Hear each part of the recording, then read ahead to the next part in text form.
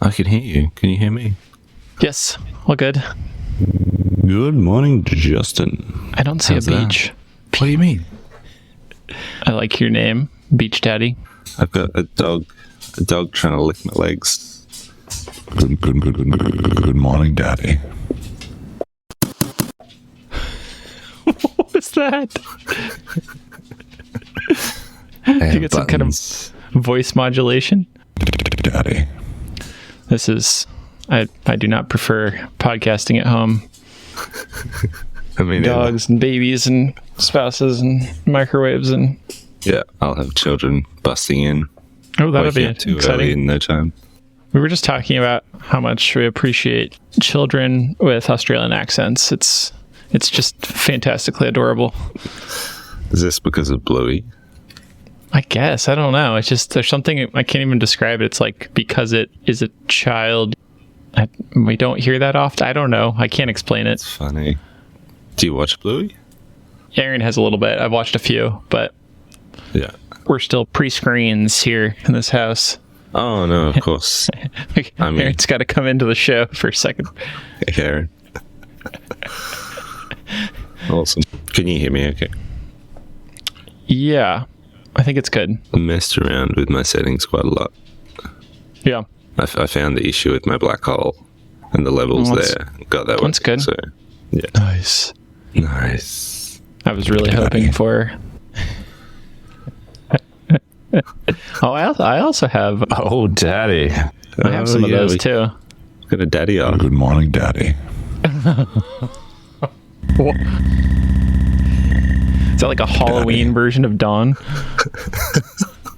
Scary Dawn. I am always scary. Have you seen The Gentleman? I love that show. Scary daddy. Okay. Put that coffee down. Put that synthesizer down, Jim. Did you find my Easter egg in the last show? No. Oh, you must not have... You sent me a message. I was trying to get the kids ready for school. Justin messages me saying, have you heard it yet or something? I'm like, shit, what's he talking about?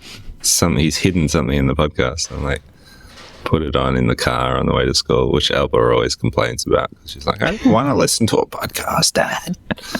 What are you doing? Put Frozen on again. Again and again. But I listened to it anyway, and I didn't find the Easter egg. See, it's at the very end. But I figured it would be. it might be really weird if it wasn't in there, but it's this little... I won't play all of it. Yeah, tune in to the beat. Watch Department with Jim and Justin swapping those sheets. All across the globe they design. Yeah, from down under to Portland's pine. Machines were the CNC stars. Listen in and tell a friend.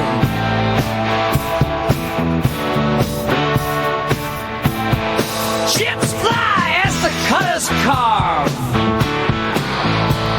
Ooh, pine falling like the curtain parts. Metals bending to the will of the mind. From black walnut to aluminum shine. Dawn's the maestro, tough and true. Behind the scenes, making dreams come true.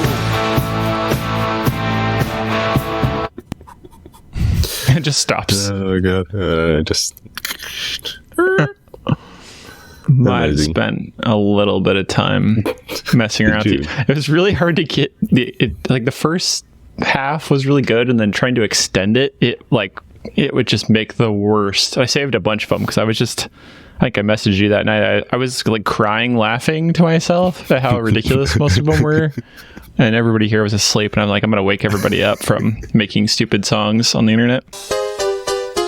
Welcome to the Parks Department Show. Jim and Justin, the machines they know. This is our lives now. That's our new theme song, I think. Good. It's fairly terrible. I love it. It's awesome.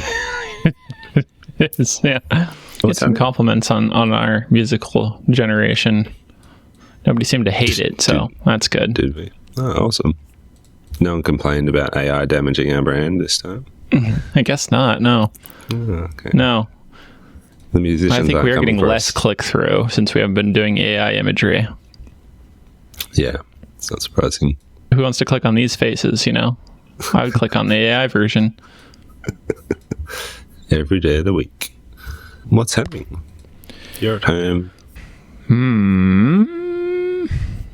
I can't Let's find my see. list. I think the top news I had was I opened up GPT and it's like, GPT will now become more helpful as you chat, picking up on details and preferences to tailor its responses to you.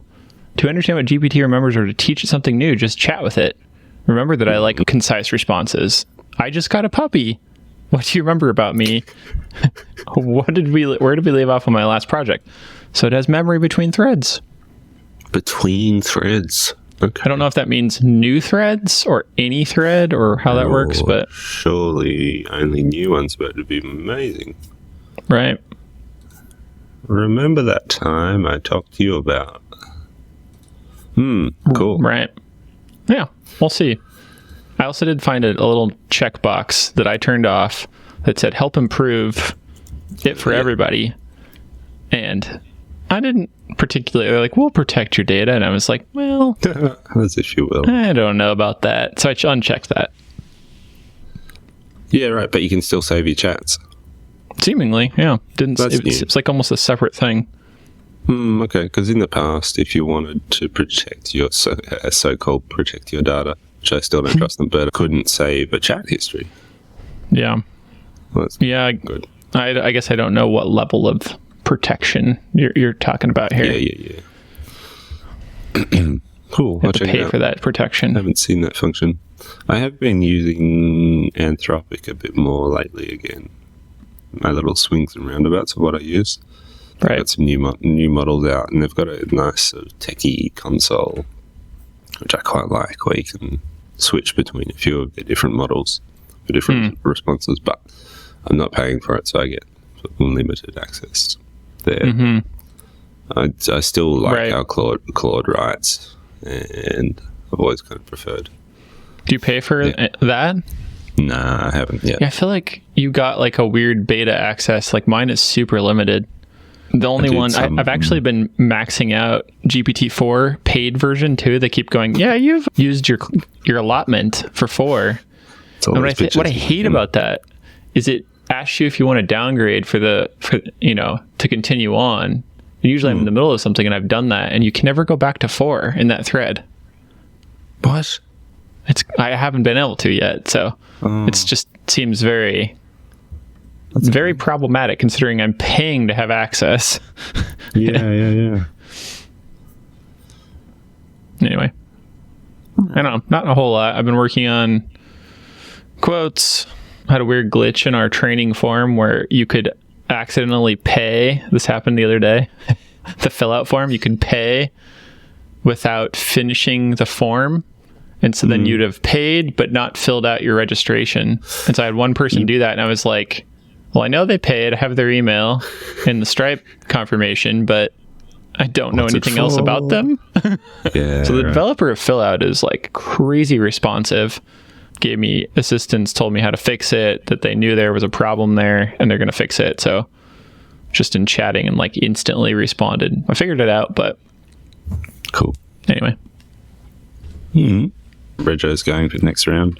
We got 3 of 6 filled so far. That's pretty nice. Yeah, beautiful. Nice. I don't know. I'd love to get 4. That'd be nice. Just have one more. Yeah. Are you going for monthly? Is that your Right now we frequency? have 3 months in a row, but we may do a gap there, especially because it's summer, I guess. It's usually a little more, I don't know, maybe it just feels like we might give ourselves a little bit more filled up of a class on the next one or something. I'm not sure. Yeah, cool. But nobody's scheduled longer than like 20 days out so far, which is interesting. And we have through June available right now. We'll see. Cool. How about you? Other than being at a beach. I am, down the coast with some friends this weekend. which is nice. Nice to get away. So just south? That's how that works? I'm assuming you didn't go north. No, southern beaches. Nice and cold and rainy, which I quite like at Rainy Beach. But It's like our western beach. I did do a deal with Ableton, and I'm now the proud owner of a Push to myself. And I brought this big box of gear with me, which is like spread across the kitchen table Yeah. in the beach house. Cables everywhere. It's not too dissimilar to those images you're generating. No wonder you run out of GPT-4 credits. You're like rendering me on the beach podcasting. That's right. Yeah. All those tokens. Well, I was just going to say, just interject 1 second. You're supposed to give the Push present to your spouse who's having the baby, not yourself. Very good. Very good. But no, good to get away. Short week here, so like a bit of pressure in the workshop this week. Just Yeah. to get things done. But yeah, things are going pretty well. Cool. It's kind of, again, we've paid rent 2 months in a row, and we had a whole lot of bills due this week. And when I say we paid rent 2 months in a row, as if that's a good thing, obviously it's a good thing, but it's quite unusual in that we basically, because of the structure where we pay rent to ourselves to then pay the mortgage from our sort of personal entity on the factory building, Right. that had been like the bottom of the barrel bill that wasn't paid for like over 6 months. And so that was the one where when we didn't have enough cash, we were like, no, don't worry about that, don't worry about that, don't worry about that.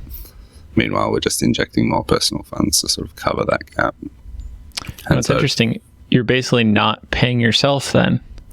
Like basically. like he talks about in Profit First, like what I've been doing, paying myself very little. You're doing that same thing. So yeah, I'd been doing the same thing for about a year where I was basically cost neutral / cost, it got to a point where I was cost negative, well and truly. But anyway, so since downsizing the business and switching to this Profit First model, yeah, I've paid rent 2 months in a row, which feels like quite the breakthrough. And had a lot of other supplier bills due this week as well, which we've all paid comfortably. So yeah, feeling super positive about yeah, the new banking structure and how that's all working. It's good.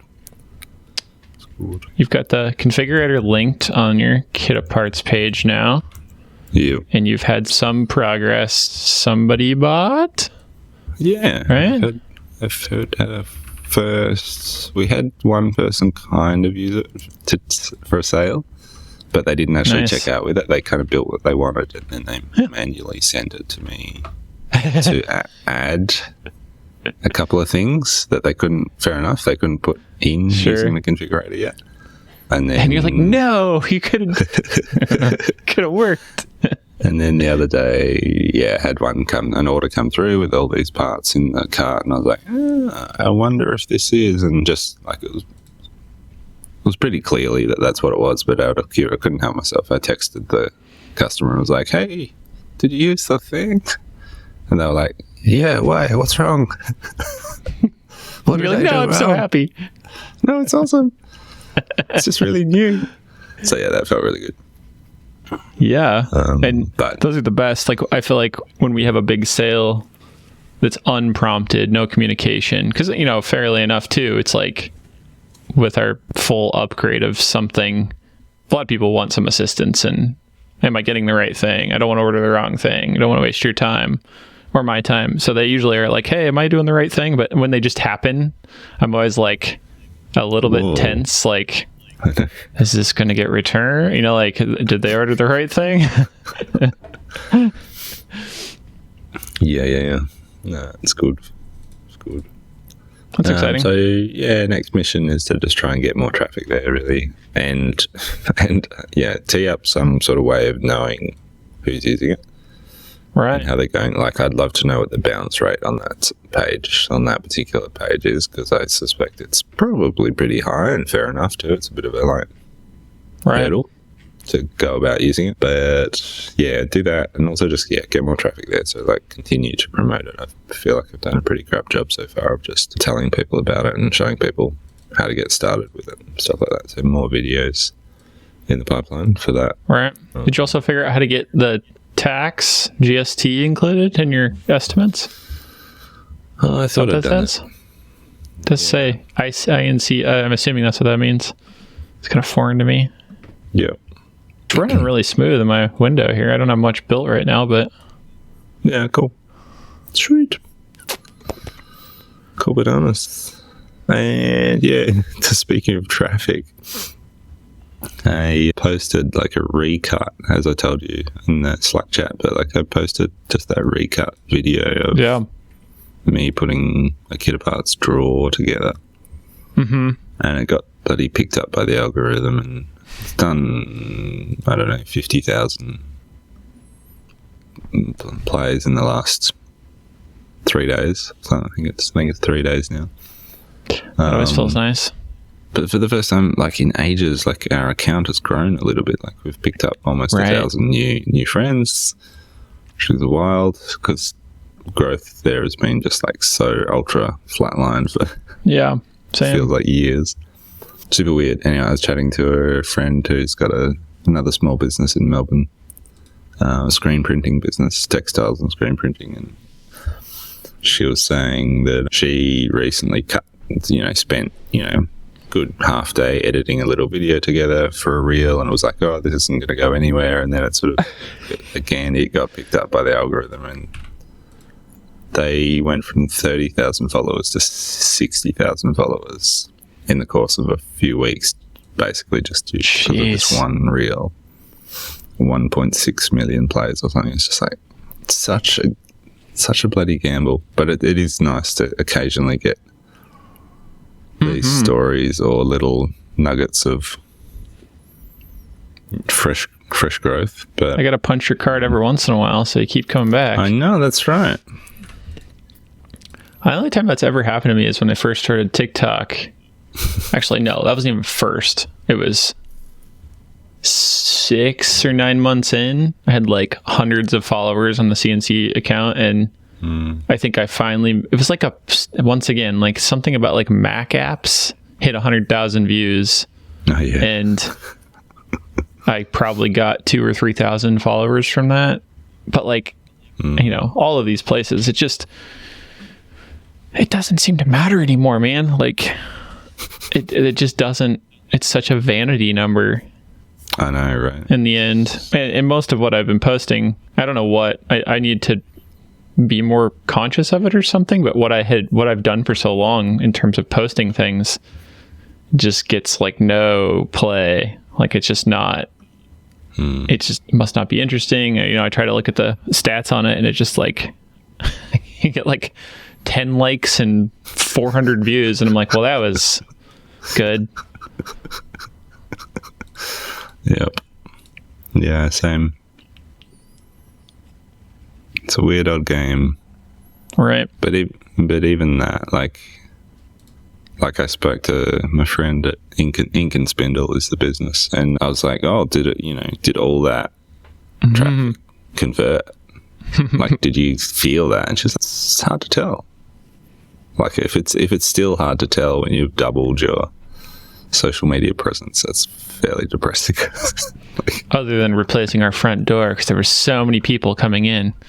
Yeah. No, that is true. It's like the whole desire of something, like, there's so many, like, the thing that a friend and I always talk about is for quite a while is there was this big explosion of people making lewd or like weird hats where they like engrave some pleather and like stick it on a generic hat, and people would buy 4,000 of them in a pop. Like every time you put out a new one, it'd be like something about like, almost like your mom jokes, and like just viral as hell. This one guy in Ohio, I think he's just like started out in his garage, grew to another space, then bought like a 5,000 square foot place, and like just engraving stuff basically. And I'm always just like, how I don't know if I want a business like that in general, but like, also there's some jealousy to it of just like that worked. I have the skills to do it per se, but am I doing it? Yeah, it reminds me of the conversation I've had with some friends lately about like, what are you in business for? Like, are you in it for the money, or are you in it for like because you enjoy that you have a passion for this work? Like, because if you're just in it for the money, then go and get a job. Right. Because yeah, I don't know any small business owner who's like rolling in cash. I might know one, but Yeah. don't know them all that well. Yeah, it's. I think, we talk about this kind of thing, but it's like whenever in a passing moment, we both kind of had in the last year, like, well, what are we doing here? Things, and I always get to this point of like, how much will I hate my life working for somebody else? Like, can I do that? Like, I think I could. Like, obviously, if I had to, I could. How, every day I'm not ecstatic about going to work now, but I think what saves you from all the other, like, stresses of it is you can always change it. You always feel some portion of control when you own your own business. Yeah. There's the, we're going to start, engraving stuff for hats. Yeah, that sense of control is big. I think like having the future of the business, good or bad, in your hands is obviously very different to being in the workforce as an employee. Like Laura and I were talking about that yesterday. Like, she's got this university job, which is basically a tenured position, so it's super secure. She gets great parental leave, and so like for us, it's a great sense of security having that job for us as a family that she can go back to. And in many respects, my job running a small business is a hell of a lot less secure. There's not guaranteed income, but there is that sort of sense of control. Yeah, like we have, we can also go and engrave things for hats if we have to. Mm-hmm. Or I'm gonna do it first though, so get off my idea. Get off my porch. My hat porch. But yeah, that was the faintest whisper. Get out of here. And you can go to the beach. I guess it is your holiday. It's not a work day. Or I can go in the middle of the day yesterday and buy a dresser because the traffic was better at that time. Yeah, it's like so those you're weird perks you get. Lean Baby products. When you were talking in that video about like something new coming, and you had the dresser in the background, all I could imagine was like 3D printed like bins on the nappy table to like oh my god, Kanban levels for wipes. Oh, surprising! I don't mix any printing stuff in my home around humans. I just don't trust it biologically. Yeah. Mm-hmm. No, I'm scared of doing things for kids. It's too many lawsuits here. Frightening. Oh yeah, totally. No, it's coming very, very soon, but we're going to I'll give you the first tease here. I think I've told you, but we have CNC tooling coming of our own brand. Somebody else is making it for us because we did not buy between $200 and $1 million machines to grind CNC tools. Not yet. See how it goes, but made in America. So, wow, great. Company here, and yeah, there'll be our own brand, and some of it will be specified. Like, I have some tools in mind that we're going to come out with. It's like, I won't say like 100% unique, but like I've never seen them and I've wanted it and I've tried to order them before. That's awesome. And it was always going to be a custom tool for us. And I remember the specific cost of this one very standard tool that I wanted for CNC routing was going to be $277 a piece, and I had to order 3 of them. And I was like, no, I was wanting this to be a standard tool. I think it's a good idea trying to get this, company to do it. It didn't work out. So stuff like that, where hopefully over time, if we or others have needs. So Cool. That's awesome. Yeah, it's exciting. Super cool. Yeah, we use a fair bit of custom tooling, and it's not cheap. Yeah, right. It's really not cheap. We burn through, we've got custom tooling in our like core product range that we rely on, and Right. I'd love to be able to replace some of those costs at some point, because like some of the weird cutters that we need for like thread mills and stuff, initially we could only ever find them from the States, like Yeah, I remember you said that, yeah. Micro 100, and then I pretty reliably bought them through Amazon for a while. And then supply just dried up and disappeared on Amazon. And Yeah, that we kind happens. of got left high and dry here. And not the only solution, but the solution we went down was getting them custom ground locally. Mm-hmm. But yeah, it makes them expensive little pieces of cardboard. And Yeah, the there's some consumables. stuff you just can't replace in that regard, though.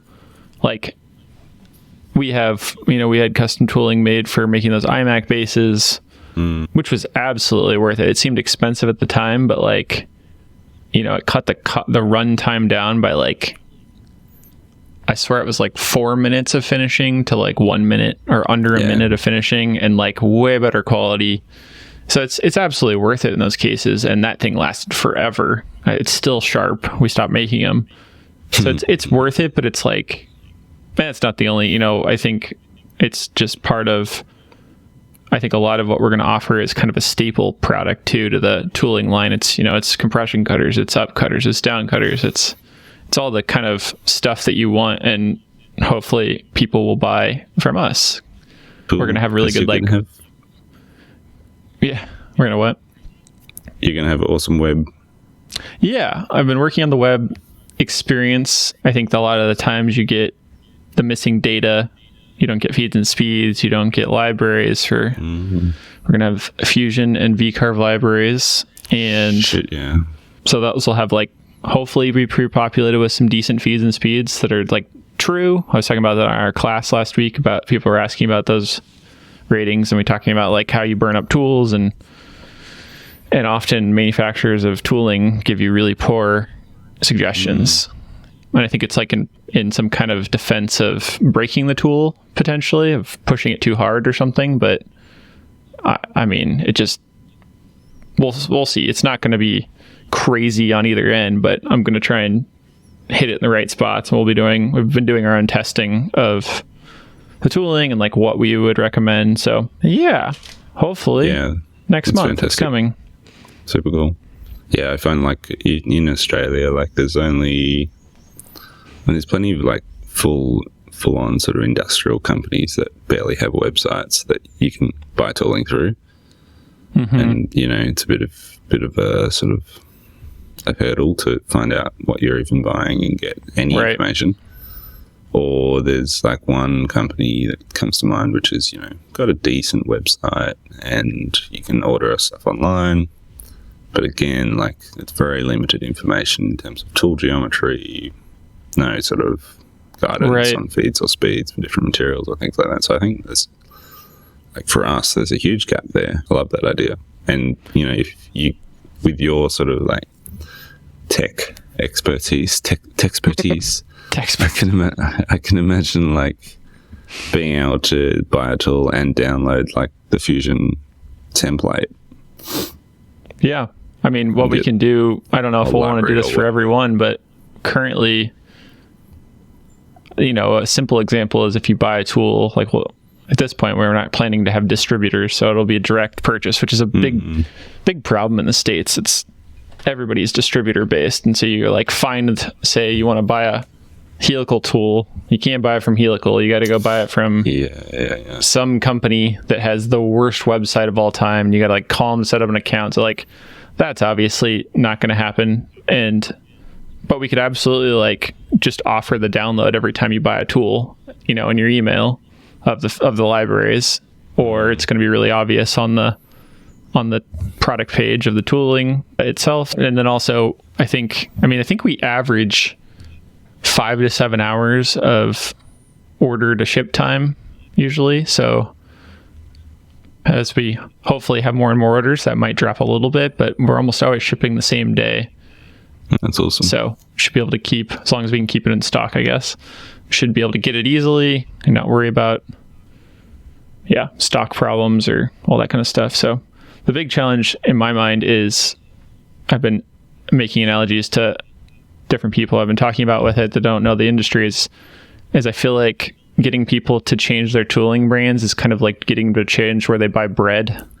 It's like, or milk or whatever you buy at the grocery store. Like every time it's like, no, I go to this store every time. Why would I change that? And so I think I'm hoping that making all these things like the libraries and making it really easy to purchase and being helpful, hopefully, to the people that need it, that'll work out. And the tooling's nice too. So yeah, awesome. Yeah, very cool. Exciting. We might have some metric tools too. Well, not that you want to be ordering it from the States, but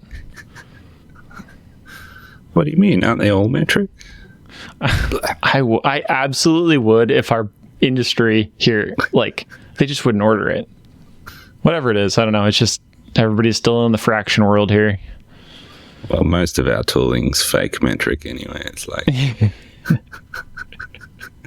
there's a reason like our main compression cutters are 9.5 something, so it's like close to an imperial equivalent. Oh, so yeah, I can get you a real metric with nail polish. Hell, I can get you a tow by 3 o'clock this afternoon with nail polish. Our primary compression cutter that we use from another brand right now, which we're replacing soon here, is an 8mm, and it seems to be a really nice. I mean, just for one, that brand is expensive, so it's a little bit cheaper, and our 5 horsepower spindle can't push a 1/2 inch, so it's like a little bit cheaper and shorter than the 3/8, and so it also lets you sometimes squeeze a little more onto a sheet, which I like, and not have to go to a 1/4 inch. So that could be in the works too. I like some of those. Oh, there's something else I was going to say about it. Oh, you're talking about metric, like real versus fake. And, I spent quite a bit of time thinking about the SKU system for it, because I wanted to not have to change it ever. Your tool number basically. And I think for me, that's pretty important. And I like to be able to I don't want it to be a 16-digit number where you can never refer to it. I want to be able to yell across the shop like, "Hey Ricky, do you have the," and in our case it'll be like the 23500. Like it's going to have a series to the beginning. It has the next 3 digits have the diameter, and right now that's all in inches, but so it'd be like a 500 is a 1/2 inch, and the 23 would be a 2 flute compression.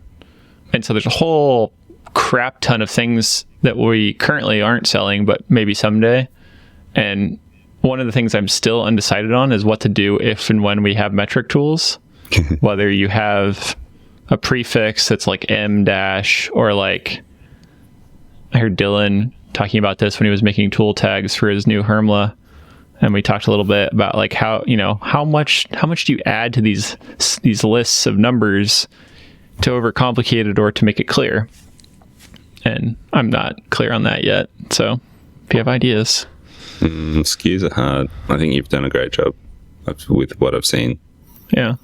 But yeah, it's hard to encapsulate all future potentials. The way I started working on that was I was shopping with Erin, and she was looking at some stuff, and I wasn't really interested in the store. So I just opened my phone up to GPT, and I was like, I need to make a tooling library index, of SKUs. And I gave it some examples of all the types of tools I've thought about. And I just went back and forth with it for months. I go back. That was one of the threads that I couldn't find recently, and I had to go search forever. So it was super helpful, because when you just keeping lists of all those ideas and trying to change the whole thing at once, eventually it got put into a spreadsheet, which then I ended up using it to make a generator formula for Airtable. So now we can add a new product, CNC tool.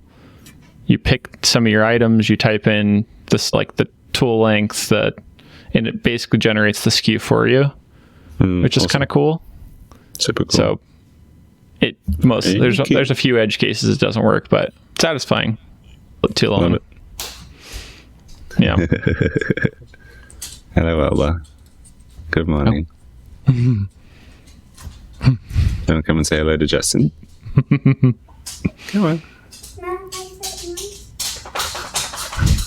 I heard a no. No. I think that might be the end. Sure. Yeah. Makes sense. Anything else on your radar? Nothing too exciting. Simply? You can press that button. Good morning, Daddy. That's weird.